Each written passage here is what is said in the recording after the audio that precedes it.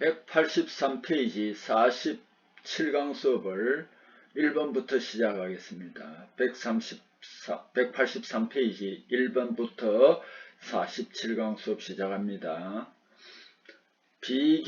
자기 비교형 내삽 코일을 사용한 관의 와전류 탐상 시험에서 관의 처음에서 끝까지 똑같은 결합 연속될 때 발생하는 신호는 이것은 사실은 신호가 나타나지 않습니다. 연속적으로 되어 있기 때문에. 자, 와전류 탐상 시험 다시 한번 더 이제 설명하면 ECT라고 있죠. ET 또는 ECT, Eddy Current Test입니다. 여기에 사용하는 시험 코일은요, 관통 코일이 있고 내삽 코일이 있고 표면 코일이 있습니다. 관통 코일은 여기에서 주로 뭐 다른 것도 있는데 OD 코일이라고 알아주시면 되겠습니다.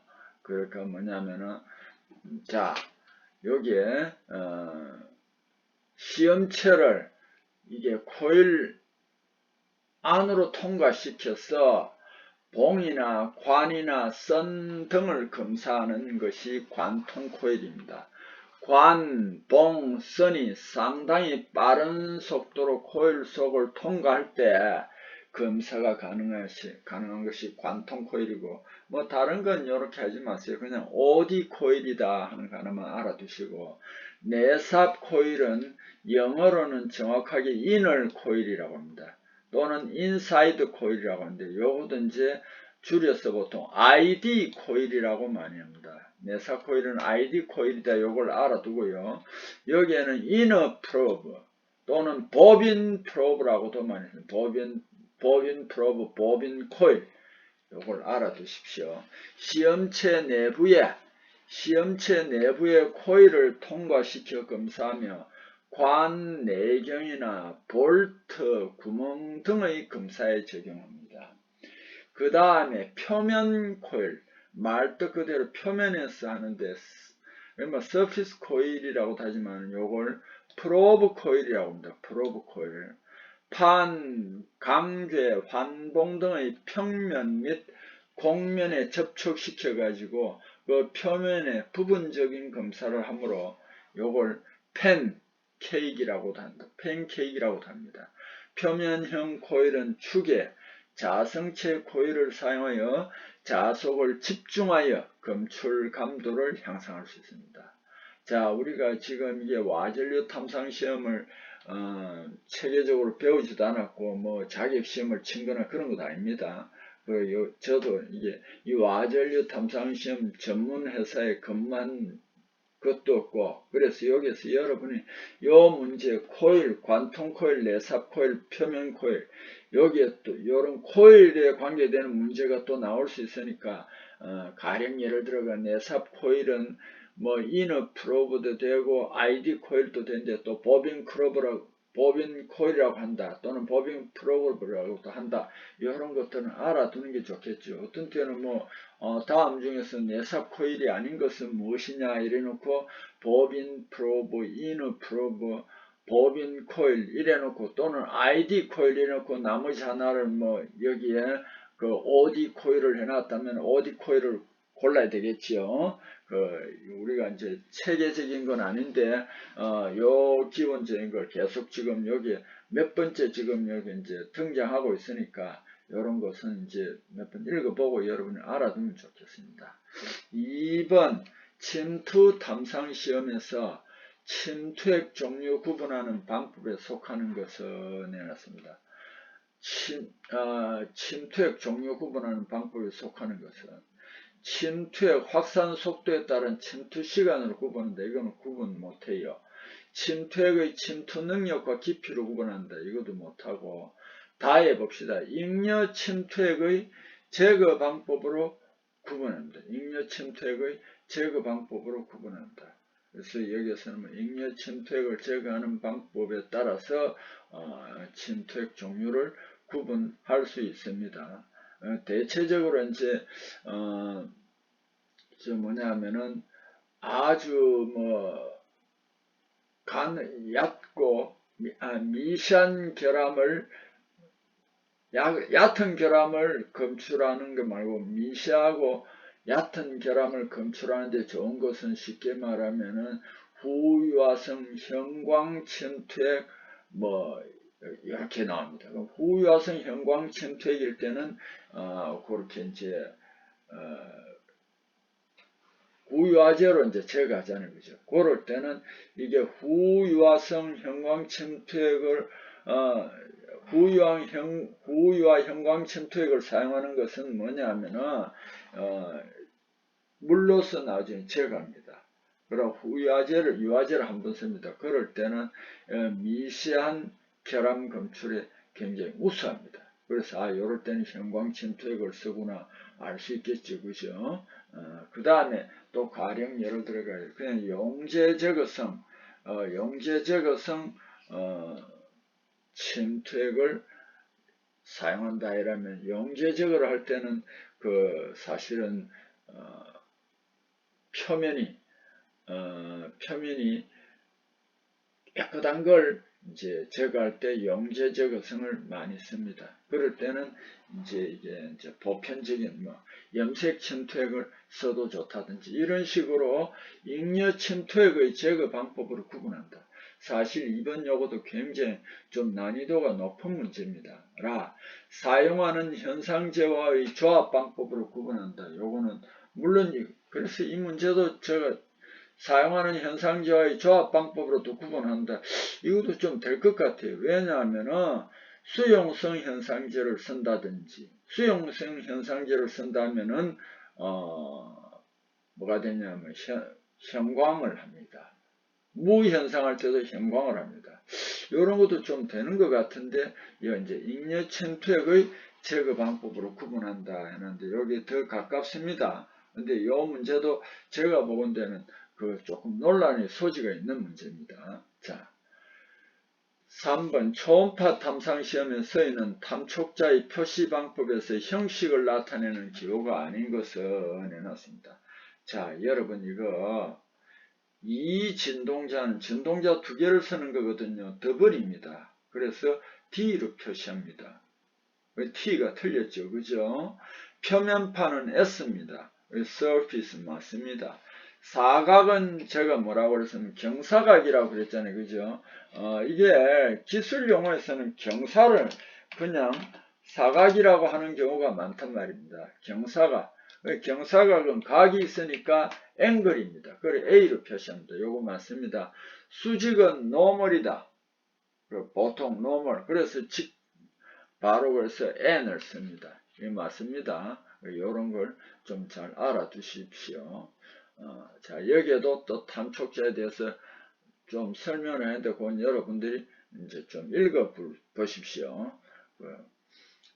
그리고 이진동자 경사각 탐촉자는 최근에 분할형 탐촉자라고 한다 하는 거 알아두시고 이 부분은 이진동자 탐촉자는 여러분들이 한번 읽어주세요.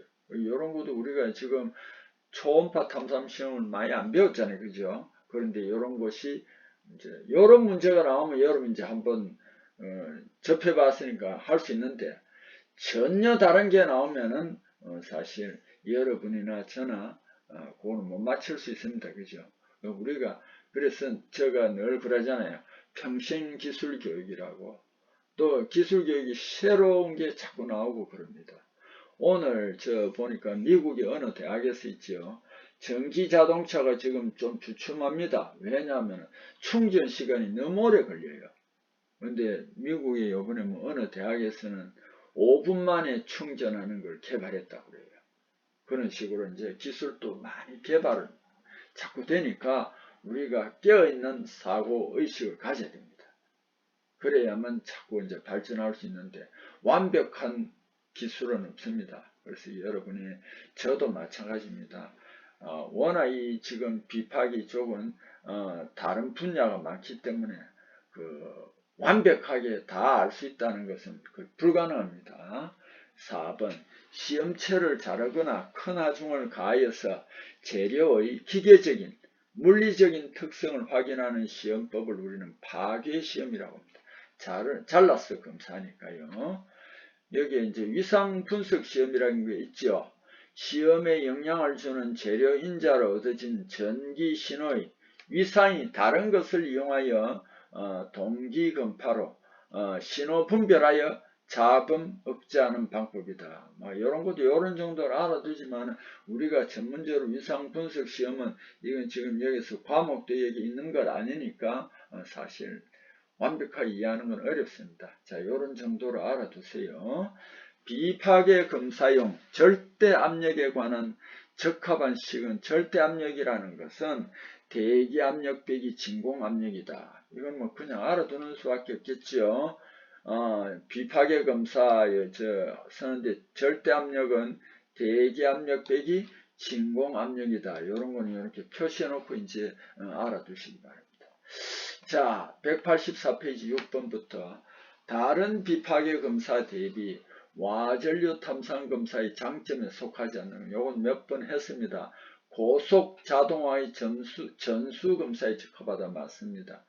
표면하악 깊숙한, 이건 내부 결함입니다. 표면하악 깊숙한 위치의 결함 검출 쉽다, 이거는 아닙니다.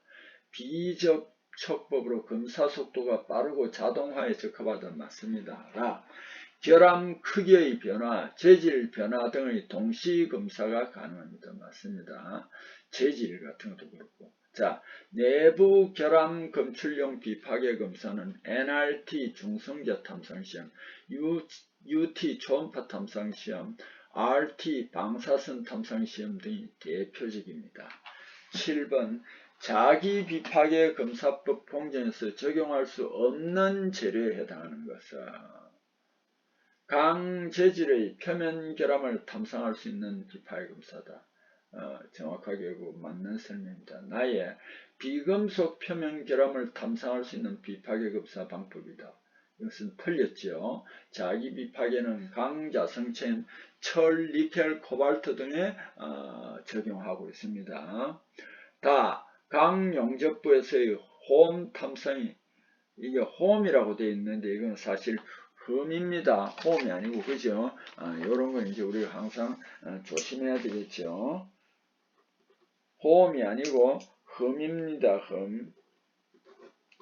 이게 오타가 나왔네요. 여기에서는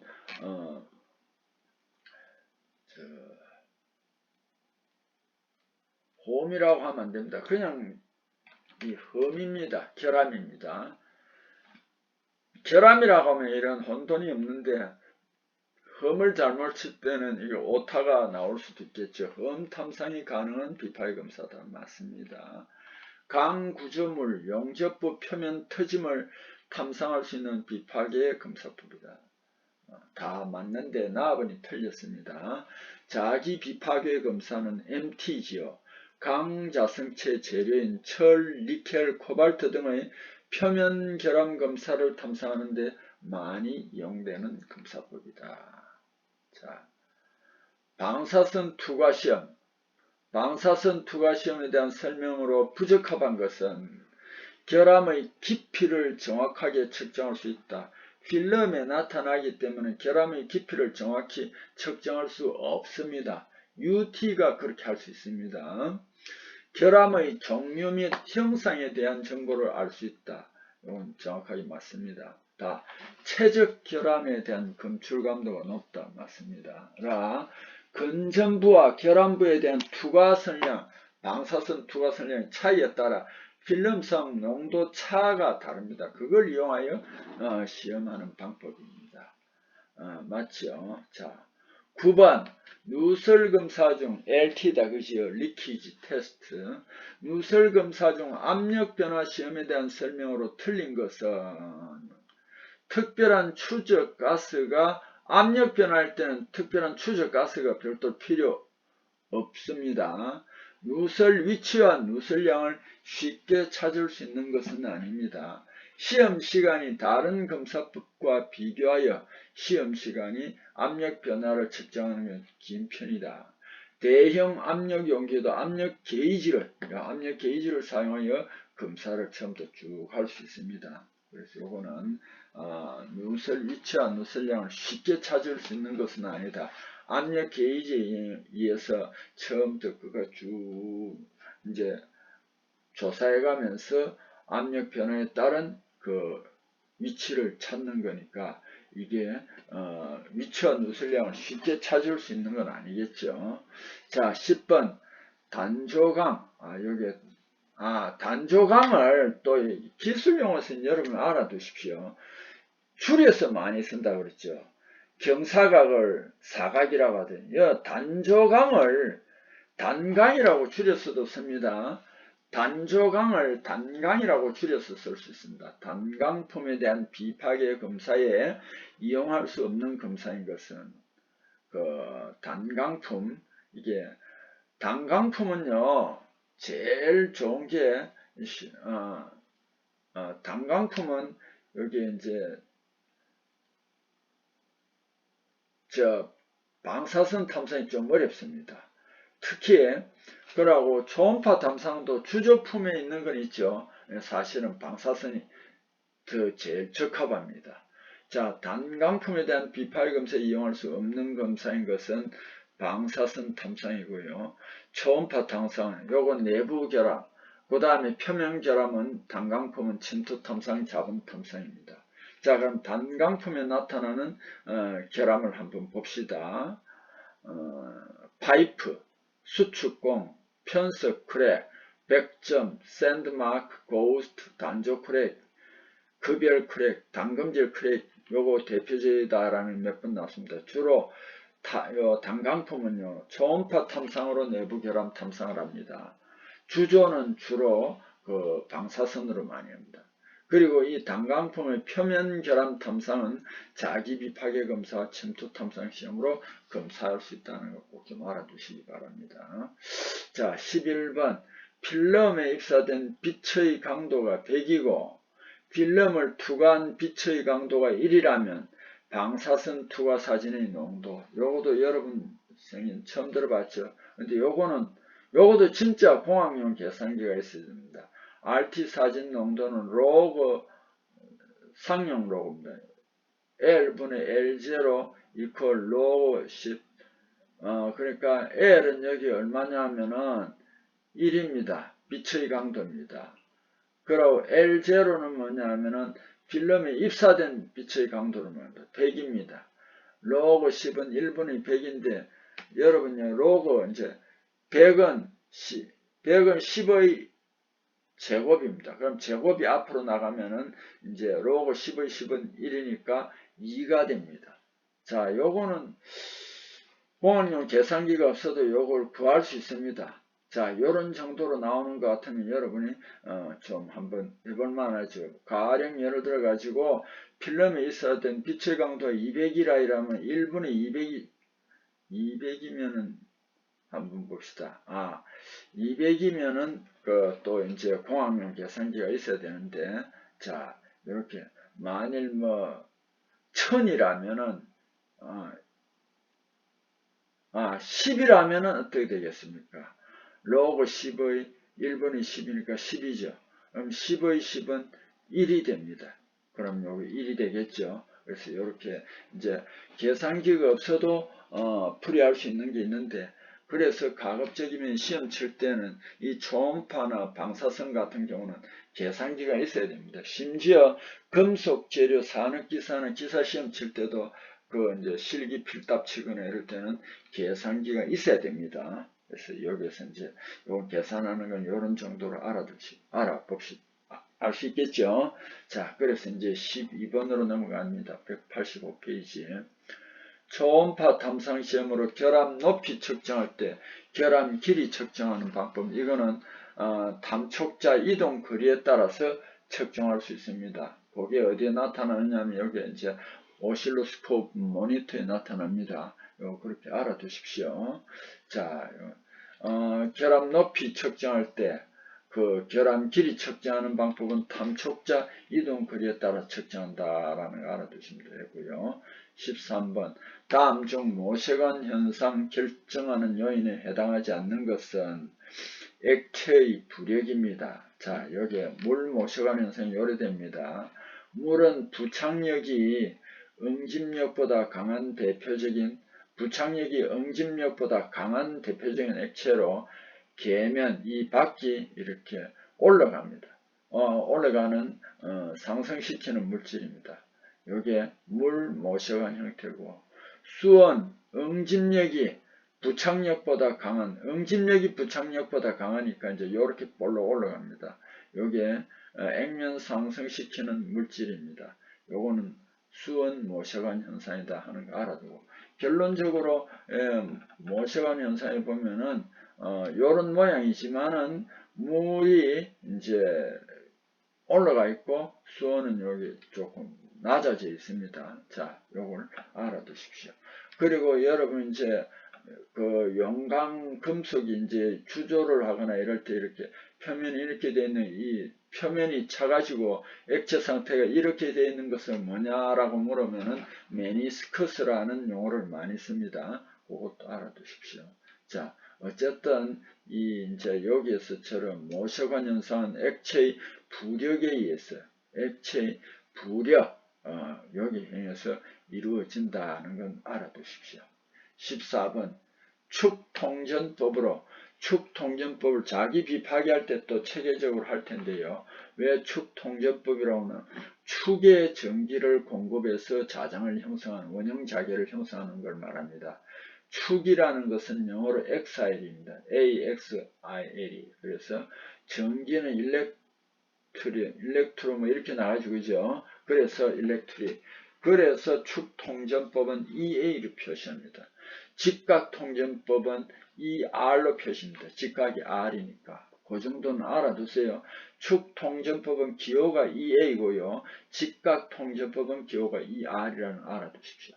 축통전법으로 반지름 0.18m인 시험체에 20A의 자화전류를 가하여 자기 탐상 검사하려고 한다. 시험면에서 발생하는 원형자기의 세기는 해놨습니다. 이런 거는 뭐 자기 비파괴 검사에도 나오는데 여기에도 한번 나왔으니까 원형자기는 둘레 길이, 이 둘레 길이는 2πr입니다. 여기에서 2r이라는 것은 반지름의 2배니까 반지름의 2배는 지름입니다. 둘레 길이는 dr도 됩니다. 2πr 요게 맞습니다. 2πr 분의 자화전류를 하면 됩니다. 원형자배는. 그래서 2 곱하기 3.14는 그대로 두고요. 그 다음 0.18m니까 0.18 위에 20A니까 20 그렇게 하니까 17.69 A/m가 됩니다. 요거 이해할 수 있겠죠? 자, 15번 형광 침투액을 사용하여 침투 탐상 시험할 경우 자외선 등 아래서 결함 지시가 나타나는 일반적인 색깔은 요거 황록색이라고 우리 통일을 합시다. KS US는 요걸 황록색이라고 합니다. 그래 요거 이제 이게 침투 탐상 시험할 때도 요걸 쓰고요. 자분 탐상 시험할 때도 형광 자분을 씁니다. 두 곳에서 다 사용할 때 자분 탐상 시험과 침투 탐상 시험할 때 다 형광법을 쓸 때는 그 색깔이 황록색으로 여러분 꼭 좀 통일해 주시면 합니다. 그 다음에 16번 침투 탐상 시험할 때 습식 현상제에 의한 물리적인 현상은 어떤 효과를 이용한 것이냐 하면은 자, 몇 번이나 이야기 나오시고 저 모셔관 현상이다. 모셔관 현상이다. 우리 이제 침투 탐상은 모셔관 현상이다. 이렇게 알아두십시오.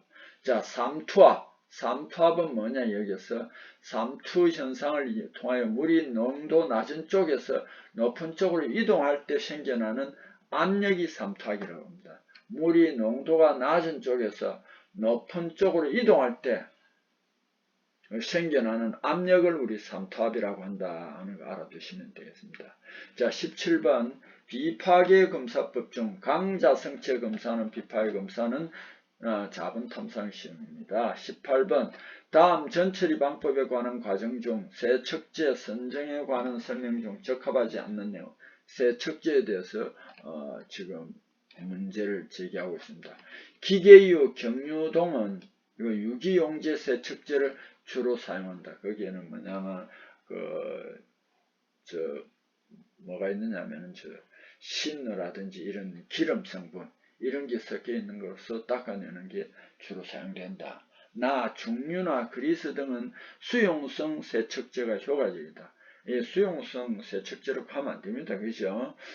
무기오염물의 경우 무기오염물일 경우에는 수용성 세척제가 적합하고, 연질 재료의 표면 그라인딩 후에는 그러니까 산세척이 효과적이다.